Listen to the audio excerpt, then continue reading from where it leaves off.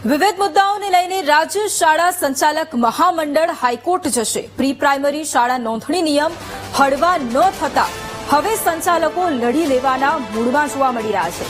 રાજ્ય શાળા સંચાલક મહામંડળે રાજ્ય સરકારને અઠવાડિયાનું અલ્ટિમેટમ પણ આપ્યું છે। 15 વર્ષના રજીસ્ટર્ડ ભાડા કરારને બદલે 5 વર્ષનો મોટરાઇઝ્ડ ભાડા કરાર કરવાની માંગ કરવામાં આવી છે। વર્ગ દીઠ 5,000ના બદલે વધુમાં વધુ 10,000 નોંધણી ફી લેવાની પણ માંગ કરવામાં આવી છે। એફઆરસીએ જેની ફી નક્કી કરી છે તેની નોંધણી ફરી કરાવવાની જરૂર ન હોવી જોઈએ। નોંધણી ન કરાવનાર સંચાલકોને જિલ્લા શિક્ષણાધિકારીઓ નોટિસ ફટકારી રહ્યા છે। શિક્ષણ વિભાગના ઠરાવની સ્પષ્ટતા માટે હવે હાઈકોર્ટના દ્વાર સંચાલકો ખખડાવશે।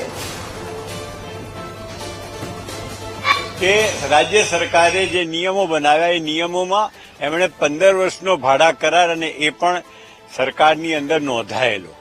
આ ખૂબ મોંઘી બાબત છે, કારણ કે આજે જ્યારે નોંધણી કરાવવાની હોય તો 10 વર્ષ કરતા ઓછા હોય તો 6% સ્ટેમ્પ ડ્યુટી લાગે, 10 કરતા વધારે હોય તો 12% સ્ટેમ્પ ડ્યુટી લાગે।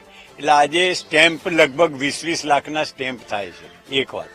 બીજું, શાળાની મંજૂરીની માટે રકમ ભરવાની હોય, નોંધણી ફી ભરવાની હોય, જ્યારે અહીંયા વર્ગ દીઠ નોંધણી ફી માગેલી છે, એટલે એનો પણ અમારો વિરોધ હતો। હવે 15 દિવસ બાકી છે। આ બાજુ રાજ્યમાં જિલ્લા પ્રાથમિક શિક્ષણાધિકારીઓ અને શિક્ષણાધિકારીઓએ શાળા સંચાલકોને નોટિસો આપવાની ચાલુ કરી છે।